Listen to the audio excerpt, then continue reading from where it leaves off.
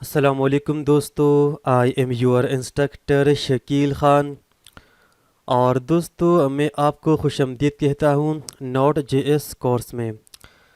दोस्तों ये एक कंप्लीट कोर्स होगा और इस कंप्लीट कोर्स में हम सीखेंगे नोट जेएस फ्रॉम स्क्रैच। और उसके बाद हम बनाएंगे एक blog website using node JS. So दोस्तों इसी तरह का एक ब्लॉग वेबसाइट हम बनाएंगे नोट जेएस में। यह हमारे पास जस्ट एक स्टैटिक लेआउट है और इस लेआउट में हमारे पास नोट जीएस का कोड इन्वॉल्व नहीं है। ठीक है, ये लेआउट मैंने क्रिएट किया था और इस डिज़ाइन को मैं यूज़ करूँगा पैनल प्रोजेक्ट में, यानी इस लेआउट को मैं यूज़ करूँगा अपने पैनल प्रोजेक्ट में। सो दोस्तों सबसे पहले हमारे पास होगा साइन अप फॉर्म और यहाँ से यूज़र एक अकाउंट को क्रिएट करेगा और यूज़र का डेटा हम स्टोर करेंगे मोंगो डीबी डेटाबेस में। फिर हमारे पास है लॉगिन फॉर्म, तो यहाँ से यूज़र लॉगिन करेगा। लॉगिन करने के बाद हमारे पास होगा क्रिएट पोस्ट, जहाँ से यूज़र न्यू पोस्ट को क्रिएट करेगा। ठीक है, सो क्रिएट पोस्ट पे हमारे पास होगा ये फॉर्म। सो यहाँ पर यूज़र ऐड करेगा पोस्ट का टाइटल, पोस्ट का बॉडी और पोस्ट का इमेज। ठीक है, फिर हमारे पास है home page. So home page पे सबसे पहले हमारे पास है ये बैनर हो और बैनर के नीचे हमारे पास है डिफरेंट पोस्ट। ठीक है, सो सबसे पहले हमारे पास है पोस्ट का इमेज हो, उसके बाद है पोस्ट टाइटल हो और पोस्ट बॉडी। बॉडी के नीचे हमारे पास है व्यू, ये व्यू लिंक हो जहाँ से पोस्ट को हम व्यू करेंगे। फिर हमारे पास है डिलीट, डिलीट से पोस्ट को हम डिलीट करेंगे और एडिट से पोस्ट को हम एडिट करेंगे। सो इस प्रोजेक्ट को अब फाइनली हम बनाएंगे नोट जेएस में और इस लेआउट को मैं फॉलो करूँगा। ठीक है दोस्तों, अब दोस्तों the first question is what is node JS, what is node JS. So नीचे हमारे पास है node JS is an open source cross platform JavaScript run time environment that executes JavaScript code outside a web browser.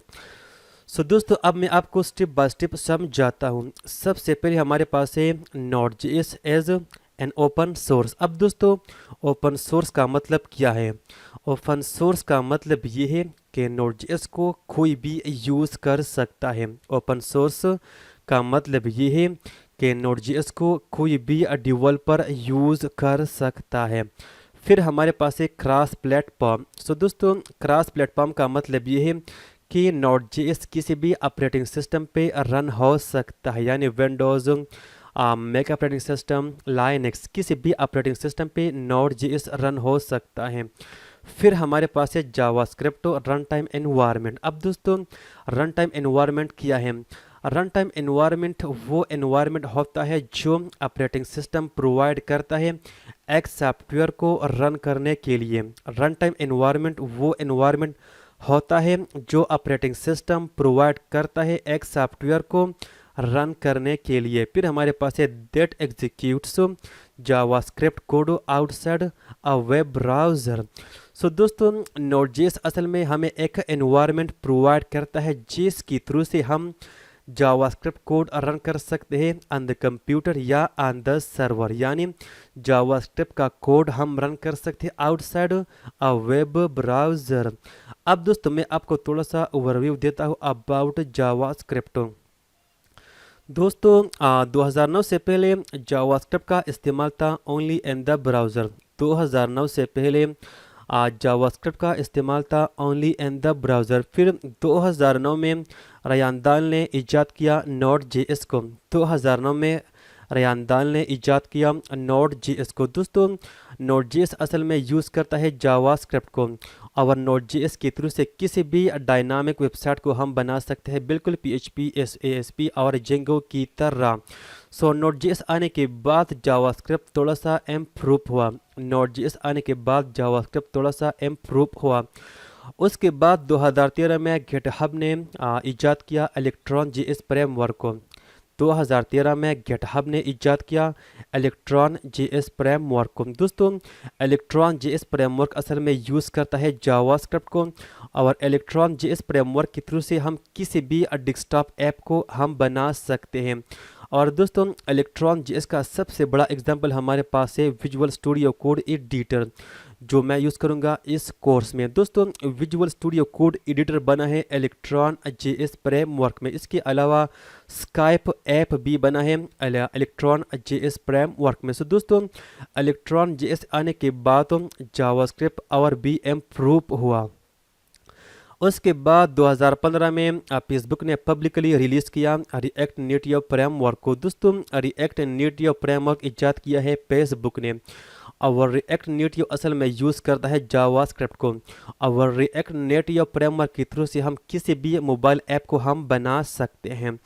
और react native का सबसे बड़ा example हमारे पास है फेसबुक। फेसबुक का ऐप असल में बना है रिएक्ट नेटिव फ्रेमवर्क में। इसके अलावा इंस्टाग्राम भी बना है रिएक्ट नेटिव फ्रेमवर्क में। इसी तरह हमारे पास लॉट्स ऑफ एप्स है जो बने हैं रिएक्ट नेटिव फ्रेमवर्क में। ठीक है दोस्तों, सो रिएक्ट नेटिव आने के बाद जावास्क्रिप्ट और भी इम्प्रूव हुआ। सो दोस्तों आज के दौर में जावास्क्रिप्ट के थ्रू से हम किसी भी ऐप को बना सकते हैं, यानी मोबाइल ऐप्स हो, डायनामिक वेबसाइट्स हो, डेस्कटॉप ऐप्स हो एंड फ्रंट एंड एप्लीकेशंस, यानी जावास्क्रिप्ट के थ्रू से किसी भी ऐप्स को हम बना सकते हैं। यानी आज के दौर में जावास्क्रिप्ट एक ऑलराउंडर लैंग्वेज है, यानी जावास्क्रिप्ट को यूज़ करते हुए हम किसी भी ऐप को बना सकते हैं। अब दोस्तों जावास्क्रिप्ट किस तरह रन होता है इन द ब्राउज़र, जावास्क्रिप्ट किस तरह रन होता है इन द ब्राउज़र। दोस्तों ब्राउज़र या कंप्यूटर हमारे लिखे हुए कोड को नहीं समझता है, ब्राउज़र या कंप्यूटर हमारे लिखे हुए कोड को नहीं समझता है। लेट्स से हमारे पास एक जावास्क्रिप्ट का फाइल है और उसमें हमारे पास है जावास्क्रिप्ट का कोड। अगर वो फाइल मैं रन करूँ इन द ब्राउज़र, सो दोस्तों ब्राउज़र क्या करेगा, ब्राउज़र सबसे पहले हमारे लिखे हुए कोड को कंपाइल करेगा इनटू मशीन कोड, क्योंकि ब्राउज़र या कंप्यूटर सिर्फ और सिर्फ समझता है मशीन कोड को। दोस्तों मशीन कोड 0 एंड 1 फॉर्म में होता है, मशीन कोड 0 एंड 1 फॉर्म में होता है। सो ब्राउज़र या कंप्यूटर सिर्फ और सिर्फ समझता है मशीन कोड को। सो ब्राउज़र सबसे पहले हमारे लिखे हुए कोड को कंपाइल करता है इनटू मशीन कोड, फिर मशीन कोड के मुताबिक ब्राउज़र हमें रिस्पांस देता है। ठीक है दोस्तों, सो दोस्तों ये कंपाइलेशन असल में हमारे पास करता है एक इंजन, ब्राउज़र में इंजन इंस्टॉल होता है और वो इंजन हमारे लिखे हुए कोड को कंपाइल करता है इनटू मशीन कोड। सो दोस्तों गूगल क्रोम ब्राउज़र में इंस्टॉल होता है V8 इंजन, गूगल क्रोम में इंस्टॉल होता है V8 इंजन। सो दोस्तों V8 इंजन हमारे लिखे हुए कोड को कंपाइल करता है इनटू मशीन कोड। दोस्तों इसी तरह मोजिला फायरफॉक्स में इंस्टॉल होता है स्पाइडर मंकी, फायरफॉक्स में इंस्टॉल होता है स्पाइडर मंकी। सो दोस्तों स्पाइडर मंकी बिल्कुल V8 इंजन की तरह काम करता है, ठीक है, क्योंकि स्पाइडर मंकी भी हमारे पास एक इंजन है और स्पाइडर मंकी इंस्टॉल होता है फायरफॉक्स में और स्पाइडर मंकी भी हमारे लिखे हुए कोड को कंपाइल करता है इनटू मशीन कोड। तो दोस्तों इसी तरह Node.js भी यूज़ करता है V8 इंजन को, Node.js भी यूज़ करता है V8 इंजन को। सो दोस्तों V8 इंजन हमारे लिखे हुए Node.js का कोड कंपाइल करता है इनटू मशीन कोड और फिर वो मशीन कोड रन होता है हमारे कंप्यूटर या सर्वर पे और उसके मुताबिक सर्वर या हमारे कंप्यूटर हमें रिस्पॉन्स देता है। सो दोस्तों ये इंट्रो कापी है। इस इंट्रो के बाद फर्स्ट ऑफ ऑल हमने डाउनलोड करना है Node.js। सो दोस्तों सबसे पहले आपने जाना है nodejs.org वेबसाइट पे, ये हमारे पास ऑफिशियल वेबसाइट है Node.js का और यहाँ से हमने डाउनलोड करना है Node.js। दोस्तों मेरे पास ऑलरेडी इंस्टॉल है, मैंने ऑलरेडी डाउनलोड किया है। सो आपने डाउनलोड करना है इस लिंक से या इस लिंक से, किसी भी लिंक से आप डाउनलोड कर सकते हैं। सो आप डाउनलोड कर लें और फिर इंस्टॉल कर लें। सो दोस्तों इंस्टॉल करने के बाद आपने जस्ट ओपन करना है अपना कमांड लाइन टूल में, ओपन करता हूँ कमांड प्रॉम्प्ट और इसको मैं ओपन करता हूँ एज एडमिनिस्ट्रेटर, यहाँ पर यस। इंस्टॉल करने के बाद आपने जस्ट टाइप करना है node-वर्जन, डैश वर्जन, ठीक है। सो मेरे पास इंस्टॉल है 13.13.0, मेरे पास ये वर्जन इंस्टॉल है।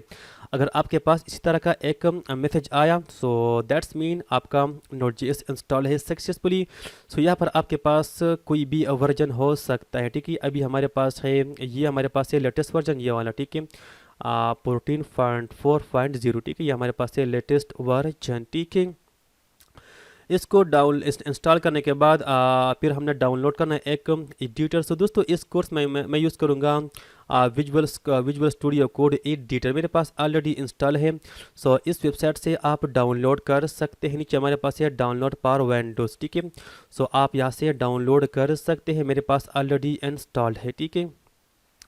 So visual studio code install करने के बाद मैं इस तरह करता हूँ कि मैं एक फोल्डर क्रिएट करता हूँ और वहाँ पर मैं स्टोर करूँगा Node.js का कोड, ठीक है।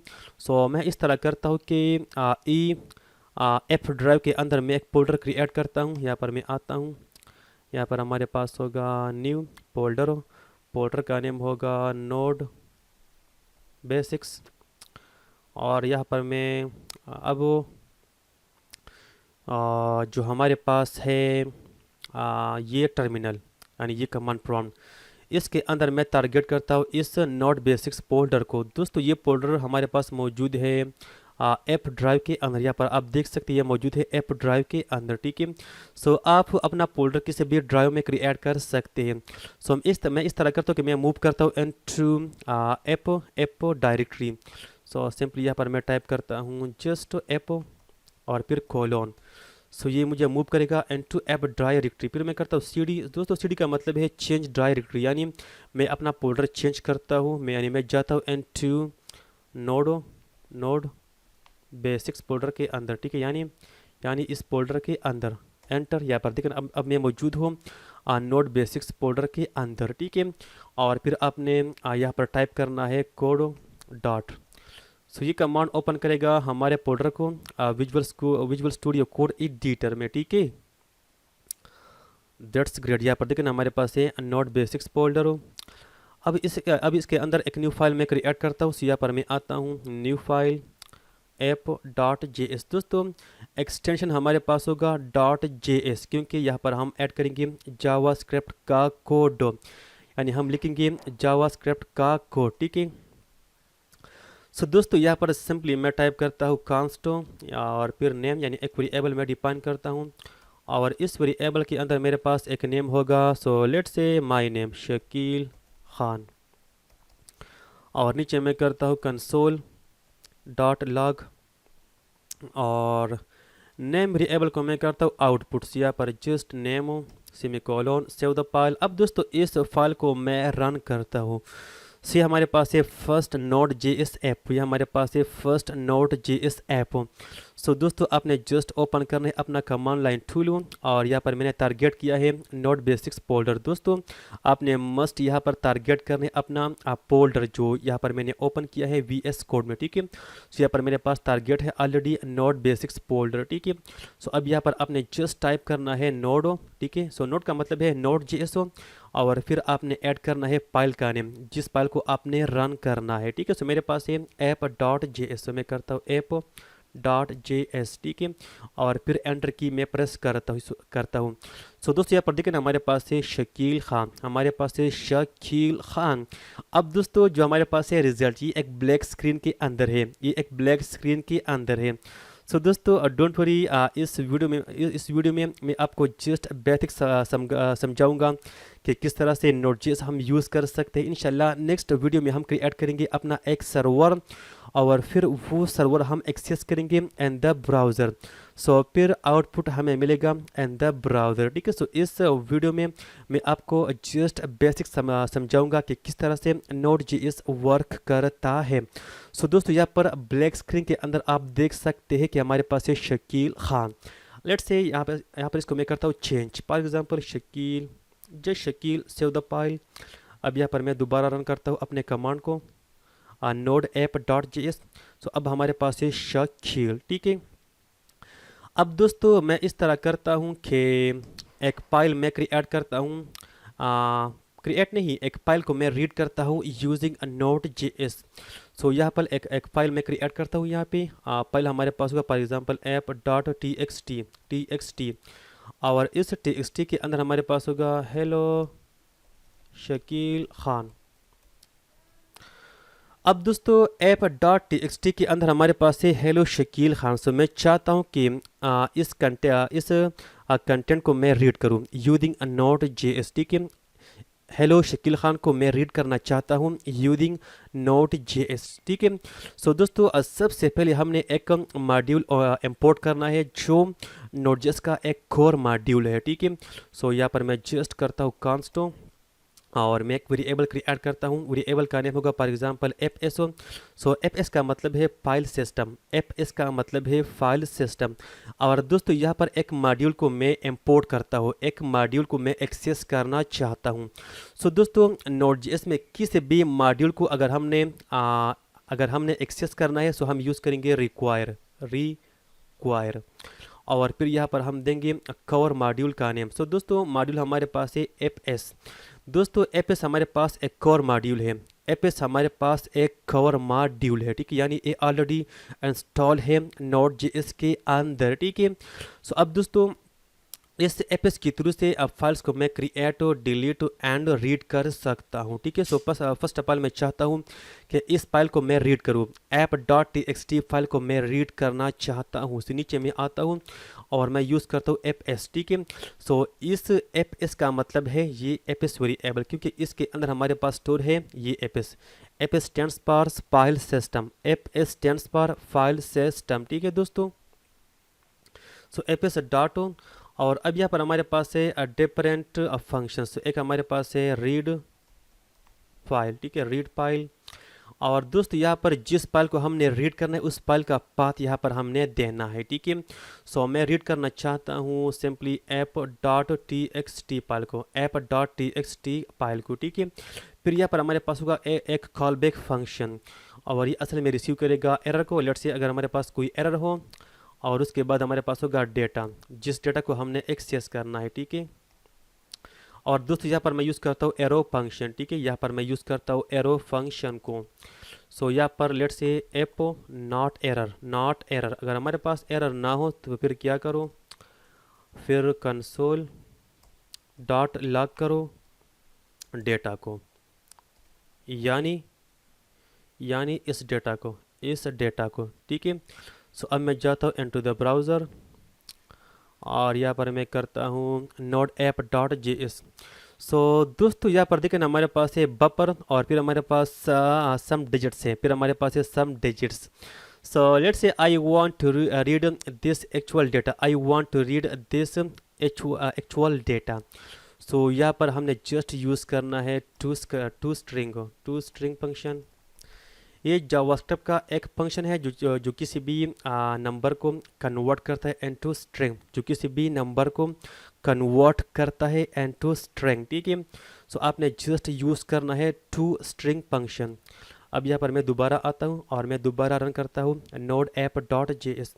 सो दोस्तों यहाँ पर आप देख सकते हैं हमारे पास है हेलो शकील खान, हमारे पास है हेलो शकील खान।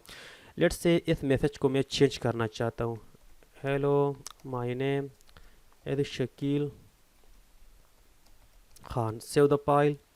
अब यहाँ पर मैं आता हूँ और मैं दोबारा करता हूँ node app dot J S. So यहाँ पर देखें हमारे पास है hello my name is Shakeel Khan, hello my name is Shakeel Khan. अब दोस्तों मैं इस तरह करता हूँ कि एक फ़ाइल को मैं क्रिएट करना चाहता हूँ, एक फ़ाइल को मैं क्रिएट करना चाहता हूँ और उस फाइल के अंदर डेटा भी मैं स्टोर करूँगा। ठीक है। सो अब इसको मैं करता हूँ पर नाउ कमेंट आउट और नीचे यहाँ पर मैं आता हूँ, मैं करता हूँ एफ एस। ठीक है, यानी ये वेरिएबल और फिर हमारे पास एक फंक्शन है। सो मैं करूँगा डॉटो और फंक्शन का नेम हमारे पास है राइट फाइल। एफ हमारे पास होगा कैपिटल, एफ हमारे पास होगा कैपिटल। अब दोस्तों जो फाइल हमने क्रिएट करना है उस फाइल का नेम यहाँ पर हमने देना है। ठीक है, सिंगल कोट्स और डबल कोट्स के अंदर। सो मैं करता हूँ डबल कोट्स और फाइल का नेम हमारे पास होगा for example names dot T X T और मैं डेटा भी स्टोर करूँगा। सो ऊपर एक वेरिएबल मैं डिफाइन करता हूँ const names equal to Shakeel comma Asad Kamran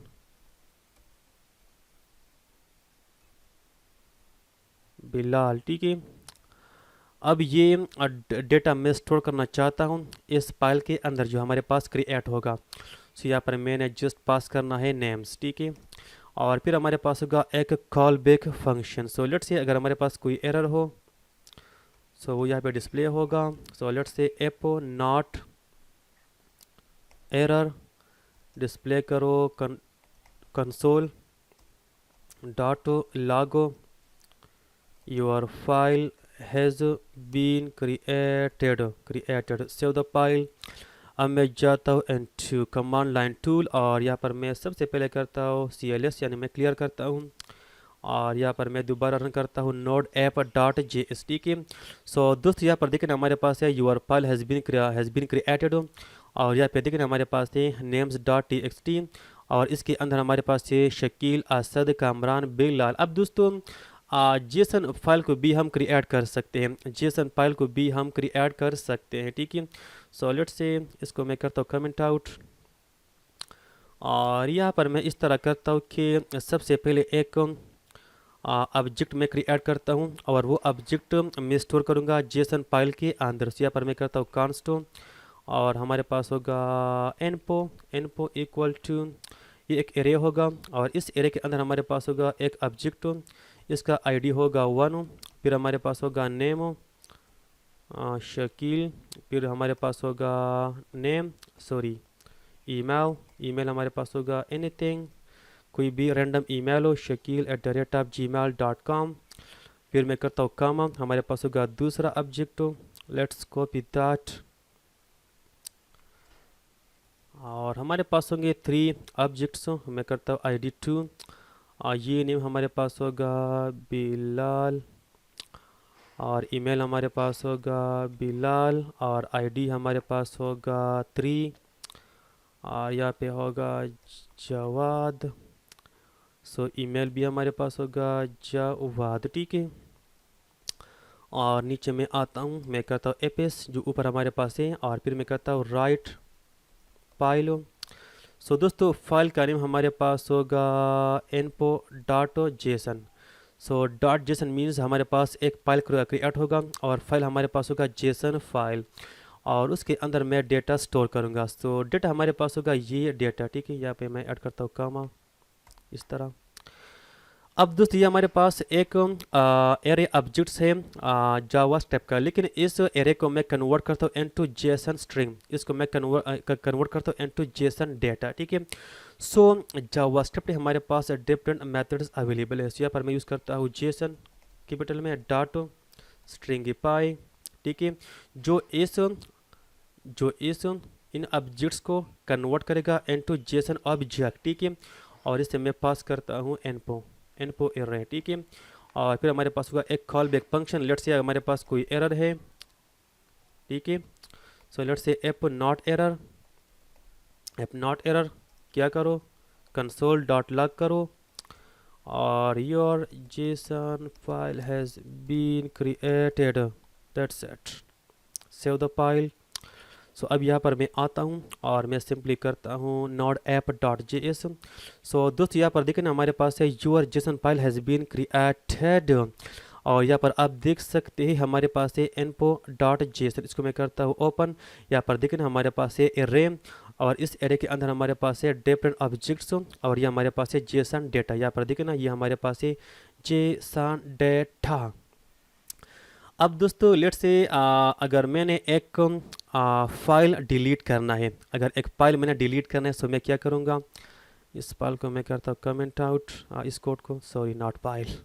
ठीक है, और नीचे मैं आता हूँ और असल में हम यूज़ करेंगे APS module dot unlink method. ठीक है, सो यहाँ पर हम दे सकते हैं फाइल का नेम जिस फाइल को हमने डिलीट करना है। ठीक है, so let's say I want to delete this file app.txt। So dot T और फिर हमारे पास होगा एक call back function. So let's say अगर हमारे पास कोई एरर हो, so error, so app not error, अगर हमारे पास एरर ना हो, सो एप नॉट एरर, फिर क्या करो, कंसोल डॉट लॉग करो, सॉरी लॉग करो, your file has been deleted, save the file. और यहाँ पर मैं आता हूँ, मैं करता हूँ node app dot J S. So दोस्त यहाँ पर देखें ना, हमारे पास है your file has been deleted, और यहाँ पर आप देख सकते हैं हमारे पास app dot T X T file नहीं है। That's great. अब इसको मैं करता हूँ कमेंट आउट। अब लेट से एक फ़ाइल मैंने रीनेम करना है, एक फ़ाइल मैंने रीनेम करना है। सो मैं क्या करूँगा, यहाँ पर मैं आता हूँ, मैं यूज़ करता हूँ एफ एस डॉट, और हमारे पास एक मेथड है जिसका नेम है रीनेम, ठीक है। So let's say I want to rename this file info dot JSON. So info dot JSON, और जो फाइल का न्यू नेम है वो यहाँ पर हम ऐड कर सकते हैं as a second argument. So let's say users dot JSON, और फिर हमारे पास होगा call back function. So let's say any error, app no error, console dot log, your file has been updated successfully, save the file. और यहाँ पर मैं आता हूँ कमांड लाइन टूल में, यहाँ पर app dot node app dot J S, यहाँ पर देखें ना your file has been updated successfully. और दोस्तों यहाँ पर आप देख सकते हैं हमारे पास है यूजर्स डॉट जे एस, हमारे पास है यूजर्स डॉट जे एस, ठीक है। So that's great. अब let's say I want to create a folder using node J S, वो भी मैं कर सकता हूँ। इसको मैं करता हूँ कमेंट आउट, और नीचे में आता हूँ एपीएस मॉड्यूल डॉट। दोस्तों हमारे पास एक मेथड है mkdir, इसका मतलब है मैक डायरेक्टरी, इसका मतलब है मैक डायरेक्टरी। सो लेट्स से हमारे फोल्डर का नेम होगा पब्लिक, ठीक है, पब्लिक। सो फिर हमारे पास होगा एक call back function, let's say any error, यहाँ पर होगा arrow function F not error, console dot log, folder has been created, save the file। और यहाँ पर मैं करता हूँ सबसे पहले cls यानी क्लियर, और यहाँ पर node app dot J S. So दोस्त यहाँ पर देखें ना हमारे पास है ये पब्लिक फोल्डर, हमारे पास है ये पब्लिक फोल्डर। सो फोल्डर्स भी हम क्रिएट कर सकते हैं यूजिंग नोड जे एस। अब दोस्तों लेट्स से इस फोल्डर को मैंने डिलीट करना है, सो वो भी मैं कर सकता हूँ। इसको मैं करता हूँ comment out, save the file, और यहाँ पर नीचे में आता हूँ एपीएस मॉड्यूल जो ऊपर मैंने इंपोर्ट किया है, फिर हमारे पास होगा RM, इसका मतलब है रिमूव, एंड DIR यानी directory. So let's say I want to delete public folder, फिर होगा call back function, let's say any error, app not error, then what should you need to do, simply console.log folder deleted, save the file, and now node app.js. So now as you can see folder deleted, and now we have no public folder, ठीक है। सो दोस्तों different calms हम कर सकते हैं using note J S. So दोस्तों I think ये काफ़ी है, ये जो वीडियो हमने किया इसमें जो बेसिक्स मैंने कवर की है बस ये काफ़ी है। और इस वीडियो में आपको जो भी इशू हो सो प्लीज़ आप कमेंट कर सकते हैं, जो भी आपका इशू हो सो वो इशू आप नीचे कमेंट सेक्शन में आप पोस्ट कर सकते हैं, ठीक है। सो कोई भी क्वेश्चन आप पूछ सकते हैं। सो दोस्तों मैं आपको थोड़ा सा रिकैप करता हूँ इस लेक्चर को। यहाँ पर सबसे पहले मैंने किया था मैंने एक्सेस किया था एपीएस मॉड्यूल को। सो दोस्तों नोड.js का कोई भी अगर मॉड्यूल हमने एक्सेस करना है सो हम यूज़ करेंगे रिक्वायर फंक्शन, और फिर रिक्वायर फंक्शन से हम पास करेंगे उस मॉड्यूल का नेम। सो मॉड्यूल का नेम हमारे पास था F S. So F S stands for file system. और फिर ये मॉड्यूल मैंने स्टोर किया था इस वेरिएबल के अंदर। अब दोस्तों इस वेरिएबल का नेम कुछ भी हो सकता है। इस एफ वेरिएबल का इस एफ की जगह हम कुछ भी ऐड कर सकते हैं, ठीक है दोस्तों। फिर हमने फाइल रीड किया था जो हमारे पास था एफ एस पे हमारे पास था फाइल रीड फाइल फंक्शन। और यहाँ पर हमने पास किया था फाइल का नेम, जो फाइल का नेम हमारे पास था f.txt। और फिर हमारे पास था कॉल बैक फंक्शन जो असल में लेता है एरर और डेटा। लेट्स से अब we have no error then display करूँ इस डेटा को, ठीक है। फिर दोस्तों डेटा हमारे पास था बफर मोड में, ठीक है, तो वो हमने डिस्प्ले किया। सो यहाँ पर मैंने ऐड किया टू स्ट्रिंग फंक्शन जो एक नंबर कन्वर्ट करते हैं इनटू अ स्ट्रिंग, जो नंबर कन्वर्ट करते हैं इनटू अ स्ट्रिंग, ठीक है। उसके बाद हमने फाइल को राइट किया, यानी फाइल को हमने क्रिएट किया। सो फाइल का नेम हमारे पास था names.txt और उसके अंदर मैंने स्टोर किया था ये डेटा जो ऊपर मैंने वेरिएबल क्रिएट किया है। और फिर हमारे पास एक call back function. Let's say if we have any error, so if we have any error, तो नीचे मैंने किया था if we have no error then display करो इस मैसेज को, ठीक है। और फिर नीचे मैंने क्रिएट किया था जेसन फाइल को और उसके अंदर मैंने स्टोर किया था जेसन डेटा। सो यहाँ पर इस जावास्क्रिप्ट ऑब्जेक्ट्स को मैंने कन्वर्ट किया था इनटू जेसन डेटा। सो यहाँ पर मैंने यूज़ किया था जेसन डॉट स्ट्रिंगिफाई जो एक जावास्क्रिप्ट एरे को कन्वर्ट करता है इनटू जेसन एरे, ठीक है। So let's say if we have no error then display करो इस मैसेज को। और फिर हमने फाइल को किया था डिलीट यूजिंग अनलिंक फंक्शन। उसके बाद फाइल को हमने किया था रीनेम यूजिंग दिस फंक्शन। सो ये फाइल का नेम था और जिस फाइल जो फाइल का न्यू नेम था वो हमारे पास था ये नेम users.json। और उसके बाद हमने किया था, हमने फोल्डर को क्रिएट किया था using this function mkdir। Folder का नेम था पब्लिक। और उसके बाद फोल्डर को हमने डिलीट भी किया था using this function rmdir। So public folder को हमने डिलीट किया था। So friends, so far so good. Still if you have any issue you can ask the question. So for now, thank you so much and I will see you in the next video. Allah Hafiz.